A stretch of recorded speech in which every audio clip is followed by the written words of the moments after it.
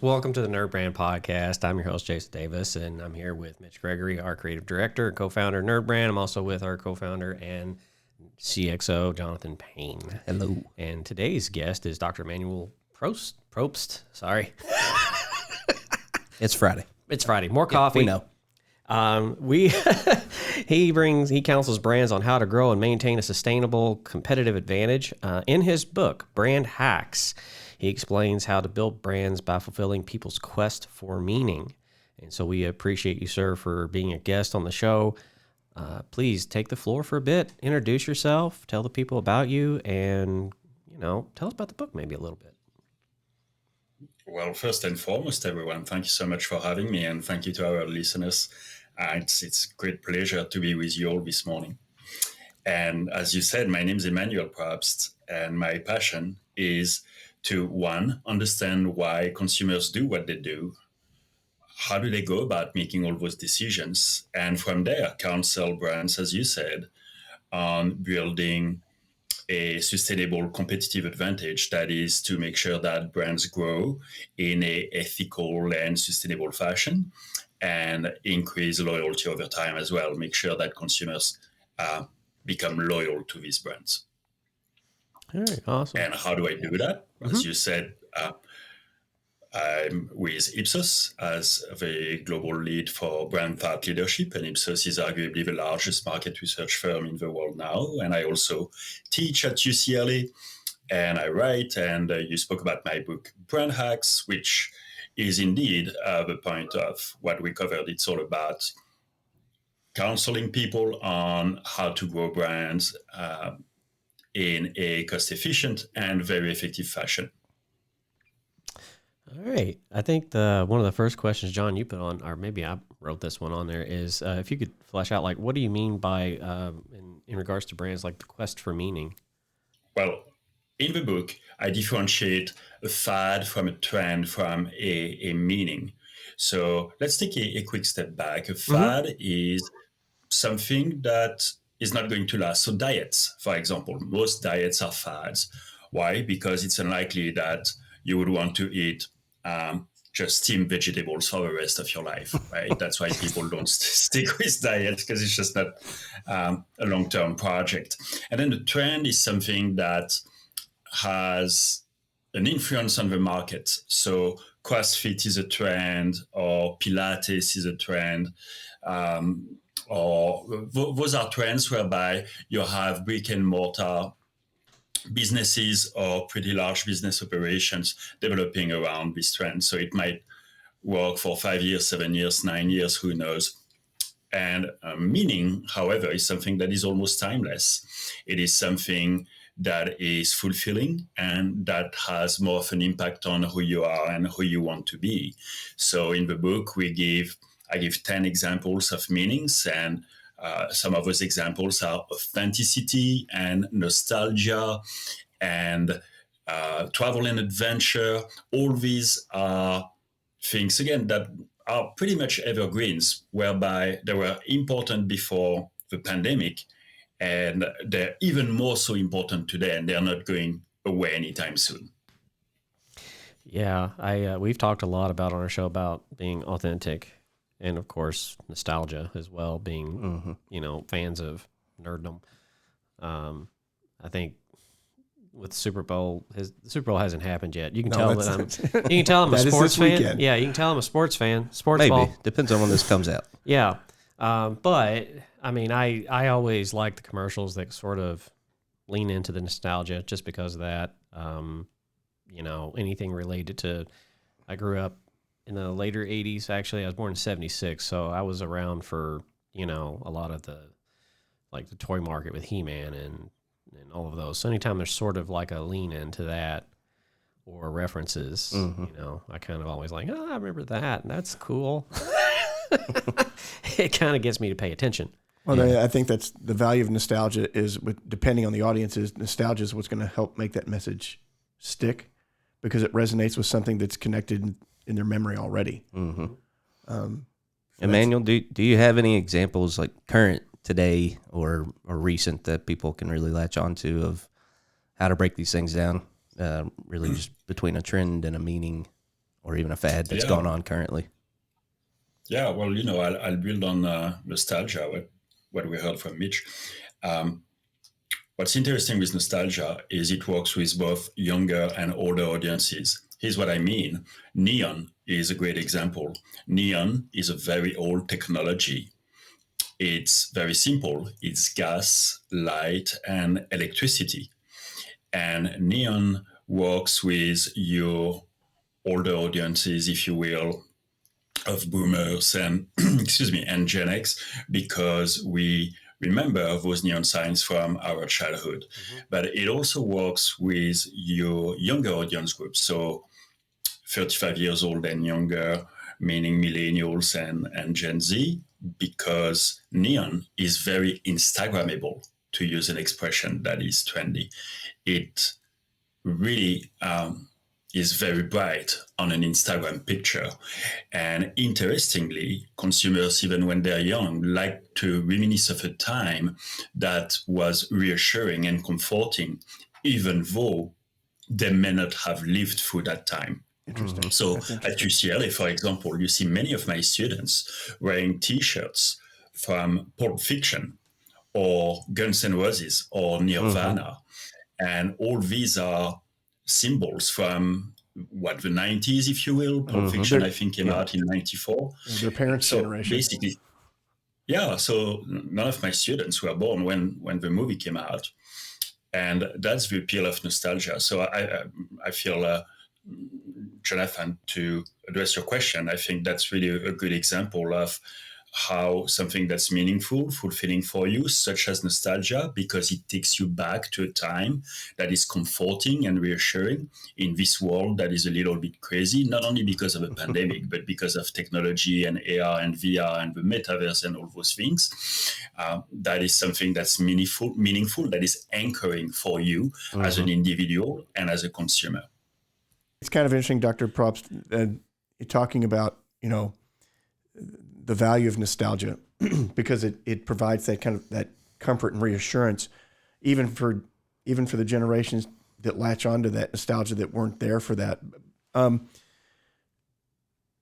Given kind of the times we're in and the things you were talking about, the stressors, if you will, that that people seem to be experiencing, not just, like you said, because of the pandemic, just because of the nature of the digital life everyone lives now. Where does it go next? I mean, what is the next? What are other ways that you can, with all that cacophony of noise, that you can provide that reassurance and that comfort to audience? What are other? I mean, is there anything besides nostalgia that does that? Yeah, I mean, we see some meaningful trends in food and beverages, for example, whereby people go back to not only organic food, but food that is sourced sustainably and local growers as well. So we're going back to farmers markets and we're becoming more concerned about not sourcing food from the other side of the world. So the question was, where does this all go? And my answer is, on one hand, technology is going to accelerate, and it is becoming more and more compelling, yet more and more threatening, and create some anxieties for us. That's the metaverse, that's machine learning, that's virtual reality. All those technologies sound very exciting, yet is my job going to be replaced by a machine? That's what people think. For example, am I going to socialize with people in the metaverse instead of meeting with my buddies on Friday night? Do I really want that? No. We'll see. Right? Wow. So it's coming whether you like it or not. It's coming whether you like it or not. You're right. So the technology is becoming more compelling and exciting at the same time. It creates some anxieties for all of us. Therefore, we, while adopting those new technologies, go back to things that are simple and more meaningful. And we see this with nostalgia. We can talk about authenticity. And you see this in advertising. You see this with models in advertising whereby you no longer see perfect, well, you do, but many brands have walked away from perfect models, like Victoria's Secret, for example, and you want to see models you can relate to, people that look like real people, less Photoshop, less makeup, and more real body shapes, if you will. So that's all to say that we're on this quest of something that is real, that is meaningful, and that sounds true. Right before the break, we were talking about food and beverages, whereby we see tremendous growth in organic food, in food that is locally sourced, in food that is more sustainable. Here again, because we're going back to something that is true, something that feels authentic and not overly engineered and not necessarily perfect.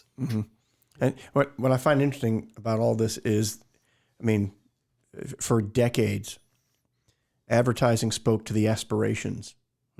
It spoke to the I said aspiration, but it spoke to that destination that people wanted to reach. So it was in some ways it was optimistic in that respect. It's almost like advertising is pulling away from talking about where you want to go, more about where you are at the moment. Yeah. And I find that a fascinating element in all of this. And if you're no longer giving a message to people about what they can be, where they can go, what they can achieve, versus being in the moment. What do you do? I mean, how much can you say? Is kind of the it's an open question. I mean, when he was talking about the move away from kind of perfect models and things like that, I think of Old Navy, and I didn't really pay attention to their previous advertising and commercials, but now it's all, it shows the whole family. Right. Shows a typical family, shows kids and the parents and their shopping experience and things like that. So that, I don't know, that kind of falls in for me, this comfortable, approachable type of brand. And I can't think of any examples offhand other than that, but yeah, I definitely see that trend. I think years ago, I was, when I think millennials were first coined as millennials, there was a ton of studies on in advertising marketing, how do you relate to them, what do they want, and even in religion, they want to give money and time and energy towards something they physically will actually feel like they're a part of and own and see that change. And I think that's, that was in 2007 or 8 when I was seeing, we were discussing this, and it's really funny. Here we are in 2022, and now it's really broad, because John, you mentioned on one of the bullet points, you're eco-friendly branding. There's a lot of that now. There's a lot of that consciousness of here's something you can grab as the normal person and participate with, while still the brand is still selling you their product. Right. Yeah, you're not only acquiring something you want or need, but you're in some fashion you're contributing to the greater good. Right. Yeah. And so that real people, because the other thing I was thinking about when they were using real models that you were mentioning, Emmanuel, I was like, well, John and I have a future in model. I'm just kidding.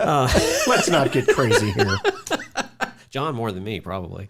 Thank you. Yeah, you're welcome. See? Yeah, I mean, the eco-friendly one, that example is interesting, because that was, I feel like that really came to power when I was in college, and maybe that's just when I started paying attention, but I think it really started to trend in that direction. And the whole topic of social responsibility kind of came back up in a lot of my classes, even in finance. Does social responsibility matter? Does anybody actually really buy things because that company's being socially responsible? And I remember talking about that. And then the example in particular is, now it's just becoming really mainstream. Every brand must be eco-friendly, must be socially responsible in that context. And you see these brands move away from, like I said, the earthy tones and trying to appear, earth-like or earth-friendly. Now they're just modern design brands who have a an eco-friendly message or production method or whatever it may be. Dr. Probst, let me ask you: is there a risk with brands kind of trying too hard to lean into, like Jonathan's talking about, the socially conscious, ecologically conscious message? Is there a danger in where you try so hard to appeal to that sensibility that you kind of lose track of who your brand is and maybe why people gravitate toward that? Yes, and yes. So the first yes is because the difference between now and 2 years ago is brands can no longer just claim a purpose, they have to demonstrate it. So it's no longer good enough to have that bumper sticker statement. Mm-hmm. You have to prove that you can do this. The second thing is it's very hard for brands to truly be sustainable simply because you control marketing, kind of, you control the messaging, kind of, you control, hopefully, the packaging of the product. For most brands, you don't control the supply chain. Right. In other words, it's one thing to say you're in DTC and you're going to come up with something that people can recycle. You, however, don't own the truck and the plane and the warehouse and everything that goes between production and the consumer. Also, sustainability is a tricky one because people believe, we see this at Ipsos in our studies, people believe that they're doing something that's good, yet sadly, it has a very small impact. I'll give you an example. Recycling, we feel good about recycling packaging and we feel we're doing the right thing for the environment, which we are. But that's 4% of the problem. The bulk of it is flights, long-haul flights, for example, or having a car. And of course, most of us, at least I'm not willing to give up my car and I'm not willing to give up flying. So that's all to say that sustainability is really a tricky one. And absolutely, there is a risk of brands trying too hard. We saw some examples, and that's really this brand purpose buzzword that is relevant to some brands. Some brands are built around a purpose, and I'd say National Geographic or REI or Patagonia. Those are very purposeful brands. But then some brands are not built around a purpose, and that's just fine. If you buy mayonnaise, there was an article in Marketing Week a few days ago. You're laughing, you must have read it. But Hellmann's mayonnaise, what's the purpose of that brand? Well, the purpose is sandwiches and hot dogs, right? Right. Yeah. And that's perfect. That's how we want it to be. That we're not expecting that brand to deliver a higher purpose than that. Right. So the risk there is for some brands is to overreach in that they're moving outside of the purpose of what people really expect or desire from that brand. Correct. And this all goes back to something a word we use over and over again is authenticity. Just be real. Yeah. People. I think as much as people want to know that you're not trashing the environment and you're socially conscious and that you care about people, they really want your product or service to perform in a way that they need it to. Right. Yeah, when I eat a pizza, I'm never thinking like, is the box recyclable materials? I'm just like, it's pizza. Yeah, I think some brands, exactly. Brands like REI and Patagonia, it makes very logical sense that they take the stances that they do and publicly and as strongly as they do. For one, it's in their best financial interest. It's in the interest of their shareholders to protect public lands and protect the environment so that their customers literally can enjoy those things. It's not to use a pun, but it's organic to the brand. To the brand. It would be weird if they didn't do it. Right. Right, and those brands have it easy because they were built around the purpose of sustainability. I'm taking an extreme, an airport. It's very hard for an airline or an airport to deliver a message of sustainability that's going to resonate with the audience because by nature, an airport is a big nest of pollution, if you will. Everybody's gonna be like, I'm never flying again now. Yeah. I'll go back maybe to authenticity for a second, because that's a word that came up 3-4 times since we started this conversation. And I agree with you, Free. Authenticity is so important. And as we're all getting ready for the big game on Sunday, a good example, I feel, of authenticity is Budweiser. And here's my point. They released the What's Up commercial in 1999. And at the time, we didn't have all the technology that we have today. We barely had, we didn't really even have cell phones. And remember, the message was so simple. What's up? Just nothing, like watching the game, having a bud. And those are guys just connecting. It's a social experience of folks from very different cultures, different ethnic backgrounds and maybe educational backgrounds connecting. What they're doing, they're just watching the game, having a bud.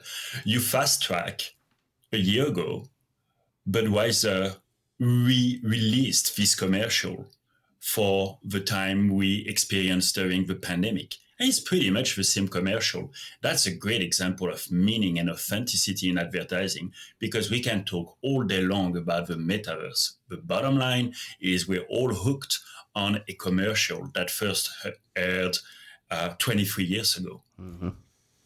That's amazing. I've always felt like when it comes to advertising commercials, the era that I've always liked, because I've not always been in advertising, unlike Mitch, who refers to himself as the elder statesman at the table.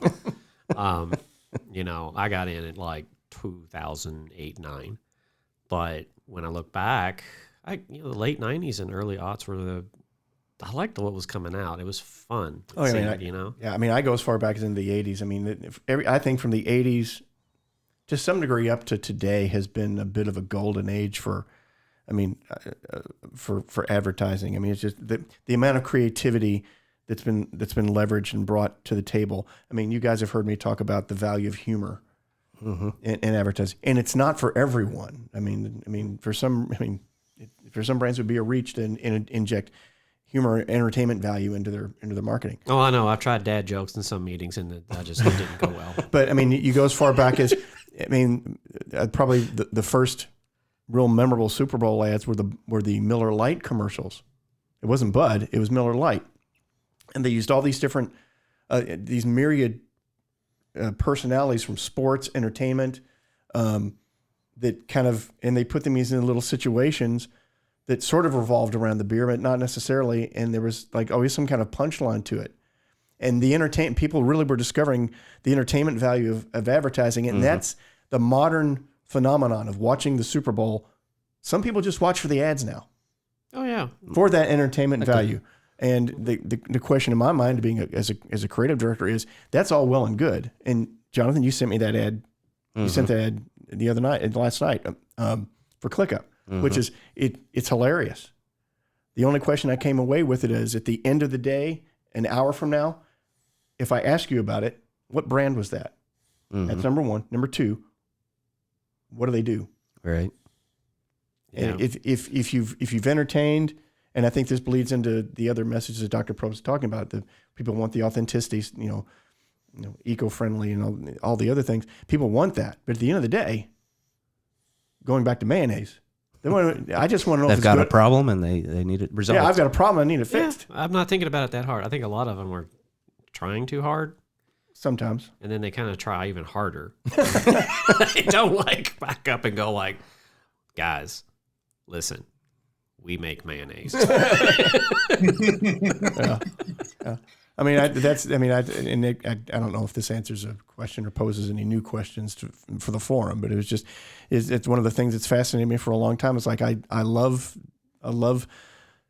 how the entertainment value can create makes it memorable. I like that, but and I've seen this so many times that you people ask, you talk after the fact, what commercial did you like? I liked this one. What product was it? I don't remember.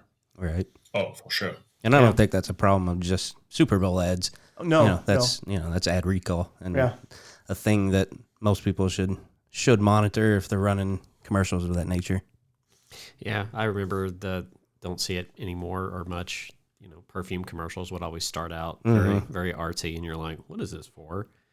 And you were just completely just not engaged. You get a little lost. Yeah, Gets a little esoteric. Is that the right word? Yeah. So you get too far away from what you do and what you're trying to advertise, and you make the message more than that. Yeah, it's something like a scent, a smell, is a hard thing to convey visually. Right. yeah. I think the other thing with Super Bowl commercials that's changed over the last 8 years is the fact that we saw that commercial last night for ClickUp well before the Super Bowl. Yep. And that's really kind of taken some of the anticipation. Yeah. And they did it was released by the brand, and I get it. I mean, they're already getting engagement, and people will see it during the Super Bowl, perhaps remember it from seeing it on LinkedIn. I get the strategy and all that, but it takes away from that experience where you have a large percentage of the audience watching that specifically for the commercials, and that's starting to trend.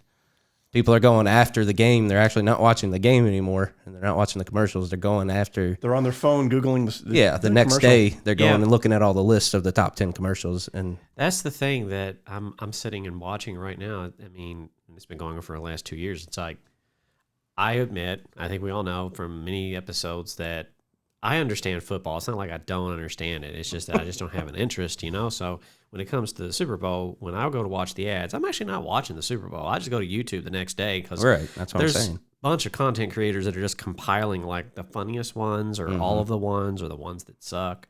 And that's sort of where I go. So I'm not even watching the day of.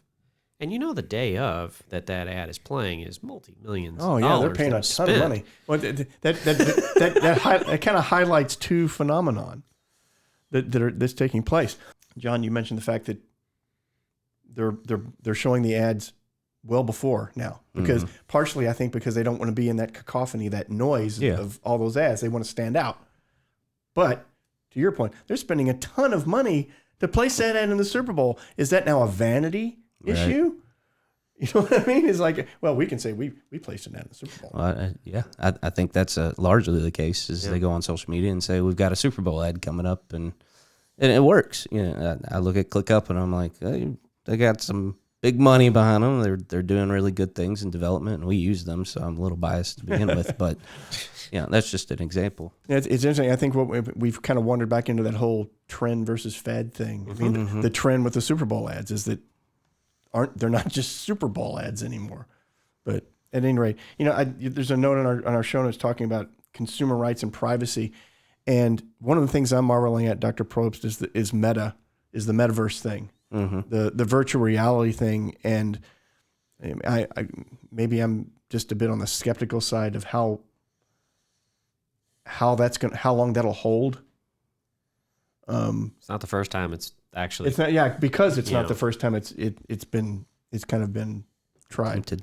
Yeah. I mean, was it Oculus? What do you call it? The virtual. Yeah, that's right. Oculus Rift has been around for a while, and it's still the mainstream game platforms are still, still kicking its butt. Yeah.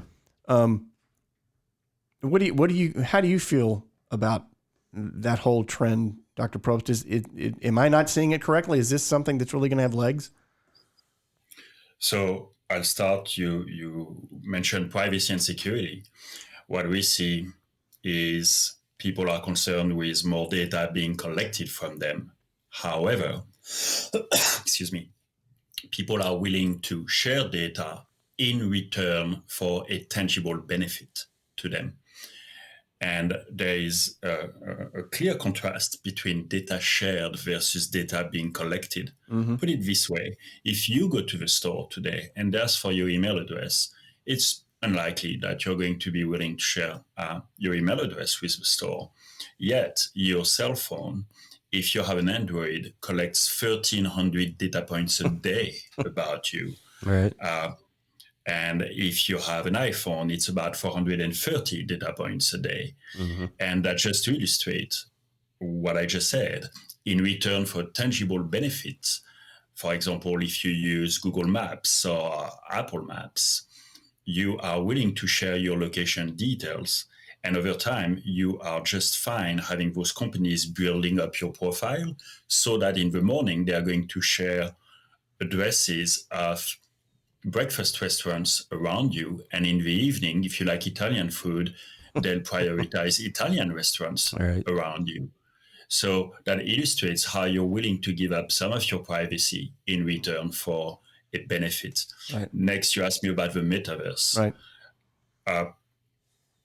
I feel, number one, the device itself, it's complicated. That's the big difference with Facebook. When we all first started on Facebook, you could understand the benefit of joining Facebook from a user standpoint within the first 5 to 7 minutes. That device looks clunky.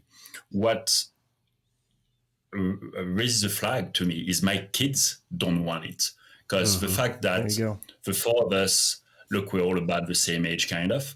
The fact that the four of us are not willing to hang around with a device on our head, that's one thing. But my sons are 13 and 15, and they're saying, first off, you cannot keep, they tried it, you cannot keep the device on your head for any more than 20 minutes, or else you feel like throwing up. That's me. That's why I can't use it. Right. I get motion sick.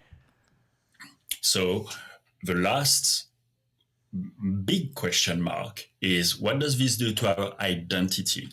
And here's what I mean. In real life, you're you.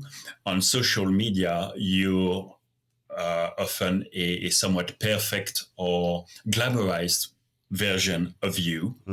And now step 3, in the metaverse, you're a completely different person. You're an avatar.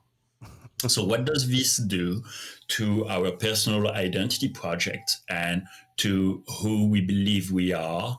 And do we have different selves? A Mitch in the flesh, a Mitch on social media, and one on the metaverse. Are those the 3 different individuals? Right? Yeah. So, well, I mean, I think we all have already witnessed to some degree, and I don't know if we see it in ourselves, but we certainly see it in others, the way that people are willing to express themselves, let's say on Twitter, maybe in a way that they would not sit down in front of someone and have a conversation. And then you look at the whole dynamic of what Dr. Probst talking about, that other self that's in the metaverse, that's an avatar. It's not even you in any real way. I mean, in one sense, it's fascinating. I think too, I'm sitting here and I'm laughing, so something's about to come out of my mouth. It's gonna be, hold on. Yeah. Because we want to wrap up. It's a trend. Yeah, we want to wrap up and everything. But I just had the thought because, Dr. Probst, you talked about there's the metaverse Mitch, and then there's the real Mitch, and then there's the Mitch on social media. I think all 4 of us at some point, maybe about a year now, 2 years from now, we all need to do a Facebook post, a metaverse avatar, and a real life thing of us yelling at somebody to get off our lawn and put that out there and let people compare. I guess to wrap up the topic and wrap up it, I mean, do you think I mean, people crave real interaction? I think one of the things we've seen during the pandemic is people do miss being out and being social. Do you think, I mean, I don't want to put words in your mouth, Dr. Probst. Do you think that's maybe one of the things working against the whole virtual reality, the virtual existence, it kind of worked cross purposes with that need and that desire? Interestingly, you're familiar with CES. For years, we heard, CES is the future with all those technologies. We won't need to meet in person and all this. Hey, they were the first ones to nosedive when the pandemic started because everyone wanted to go to CES in person. Nobody wanted to attend virtually. And you had a vast majority of brands that canceled. This year it happened again. Brands keep canceling. So the point being, those are the guys who've been telling us for 5, 7, 10 years that technology is going to replace everything and we're going to meet virtually and look at virtual reality and all those great things. Well, at the end of the day, the leading consumer electronics show in the world, the beacon for all things technology related, are the first ones being impacted by the pandemic. Why? Because people wanted to meet in person. Yeah. So I think that sums it all up. That's amazing. Yeah. I mean, This is I could talk about this stuff forever. I mean, you love technology. You want to talk about it if you have a common thing. And I've always said that, we're tribal. We want to be around other people like us that share passions and things. I mean, that's why Comic-Cons exist. Right. That's another one that if I ever got the opportunity to go to San Diego Comic-Con, I'm going to go. Yep. But that may not happen until 2030 at their way. But I'm probably not gonna pay a fee to go virtually. No, because they tried it, and Right. when they tried it, that didn't happen. In fact, a lot of people were like, "Wait, that happened?" That was the reaction more than people participating. So, but yeah, it's been a fascinating conversation. I loved having you on the show. I want to give the time here for you to kind of tell people how they can connect with you, where they can get your book. And all those good things. The floor is yours. Yeah. Well, first and foremost, I want to thank you again for the great conversation. Pleasure meeting you today. And thank you to our listeners. Really appreciate you all tuning in for the show. Well, to connect with me, of course, you can buy the book. The book is Brand Hacks, and it's available on Amazon and also Barnes & Nobles and all good bookstores, if you will. Brand Hacks is how to build brands by fulfilling the consumer's quest for meaning. Also, you can find many of my papers for free. You can download these papers on ipsos.com, ipsos.com. You don't even have to share your email address. We don't even capture your information. And you can just enter my name, Emmanuel Probst, Probst, and you'll find plenty of information on privacy and security, on purpose, on sustainability, on recycling, on e-commerce, on DTC, on brick and mortar retail, all those topics that we touched on today. And last but not least, you're welcome to connect with me on LinkedIn, and you can simply type Emmanuel Probst and you'll find me. Awesome. It's beautiful when that works. Yep. After you've, worked on it for quite a while. It's like when people ask, like, where are you guys at on YouTube? And I'm like, just search NerdBrand. You'll find it. Yeah, because we were all about, like, get the Vanity URL. Now I'm kind of like, you know what? You're searching anyway. Nobody's typing that in. Yeah. So, but we appreciate having you on the show. We want to tell all our listeners, yes, please go check it out. If you are on YouTube, we're going to include those links in the description below. Please be sure to like, subscribe. Check him out. Check out the papers. We'll put that. I'm going to go and download these things because I'm very curious. It's fascinating. It's fascinating. But we appreciate everybody listening, and sir, we are so happy that you have been able to join us today, even though that we can't really see you right now. So Robert's got an advantage in the booth that we do not have. But I'd love to have you back sometime, Dr. Probst. Yeah. Thank you. That's Robert's job. It's like, that's right. I'm going to make you look beautiful. Make the guests look good. Yeah. But again, we want to thank our listeners, and just remember out there to like, subscribe, find us at NerdBrand Agency across the socials, and you can go to nerdbrandagency.com/podcast every Friday to catch the latest episode of this podcast, video and audio. And we want to thank you again, Dr. Probst, for being on. And we want to tell all of our guests, our listeners out there, keep your nerd brand strong.